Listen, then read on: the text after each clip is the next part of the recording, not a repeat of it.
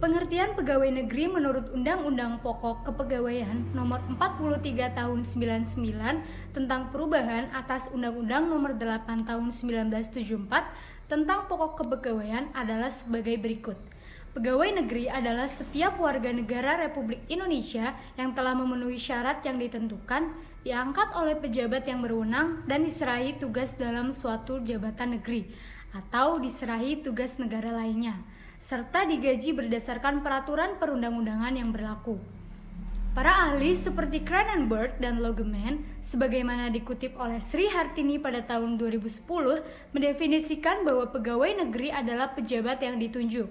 Jadi, pengertian tersebut tidak termasuk terhadap mereka yang memangku jabatan mewakili seperti anggota parlemen, presiden, dan sebagainya. Sedangkan menurut Logeman, definisi dari PNS adalah tiap pejabat yang mempunyai hubungan dinas dengan negara. Logeman menyoroti dari segi hubungan antara negara dengan pegawai negeri. Sedangkan pengertian dari pemberhentian sebagai pegawai negeri sipil adalah pemberhentian yang menyebabkan yang bersangkutan tidak lagi berkedudukan sebagai pegawai negeri sipil. Pemberhentian dari jabatan negeri adalah pemberhentian yang menyebabkan yang bersangkutan tidak lagi bekerja pada suatu satuan organisasi negara, tetapi masih berkedudukan sebagai pegawai negeri sipil. Jenis-jenis pemberhentian sebagai pegawai negeri sipil. Yang pertama, pemberhentian sebagai pegawai negeri sipil terdiri atas pemberhentian dengan hormat sebagai pegawai negeri sipil dan pemberhentian tidak dengan hormat sebagai pegawai negeri sipil.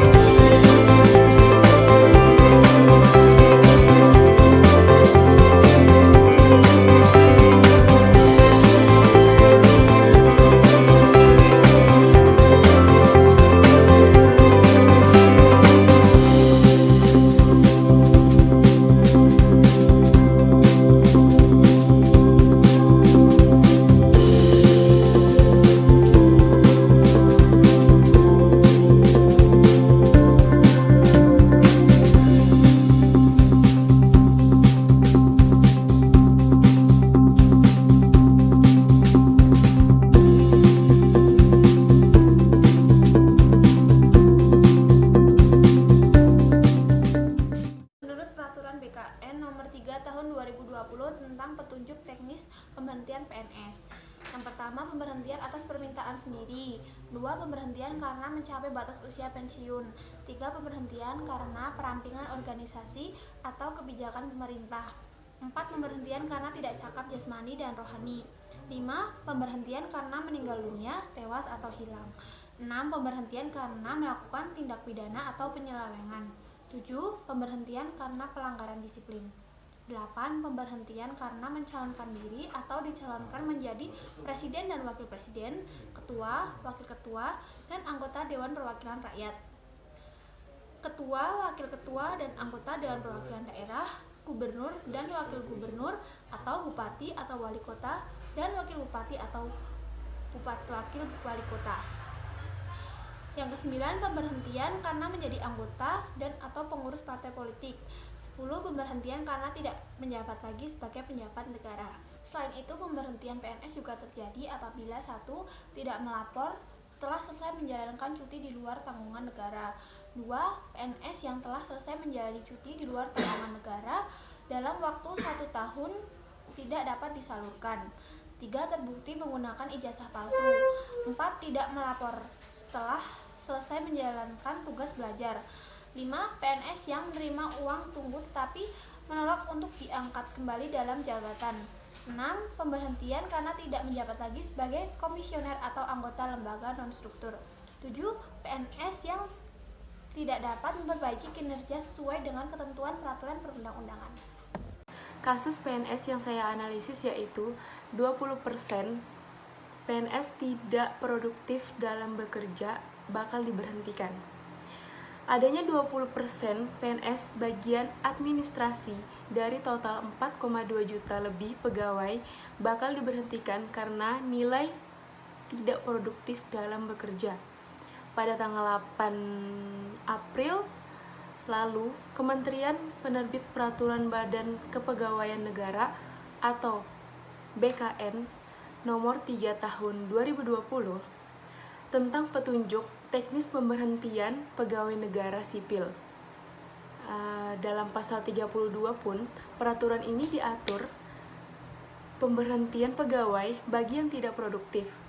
Target kinerjanya yaitu penilaian kinerja yang tiap tahunnya itu berbeda. Seperti setelah 6 bulan, PNS yang terjaring akan diberikan kesempatan lagi untuk memperbaiki kinerjanya.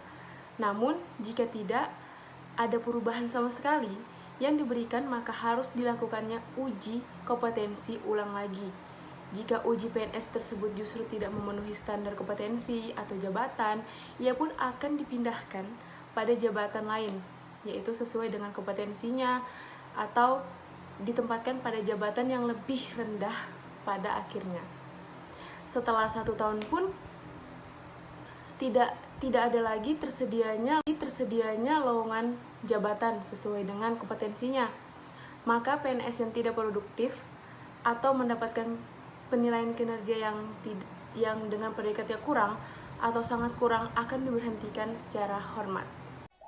Nah, itu tadi merupakan pemaparan terkait tentang pengertian pegawai negeri sipil, pemberhentian pegawai negeri sipil, undang-undang terkait kedua hal tersebut, lalu ada macam-macam pemberhentian hingga yang terakhir analisis kasus pemberhentian pegawai negeri sipil.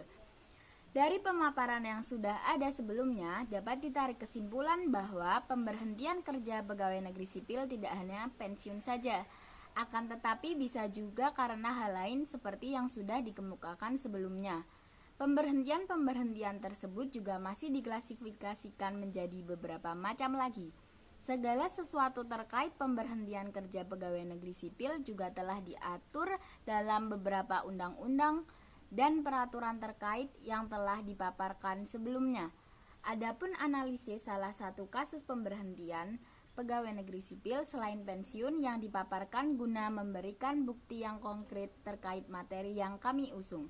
Semoga dengan menonton video ini kita semua menjadi lebih paham dan bertambah wawasannya terkait pemberhentian atau pensiun pegawai negeri sipil ya teman-teman. Mohon maaf apabila terdapat salah kata dalam penyampaian dan terima kasih. Sampai jumpa di lain waktu.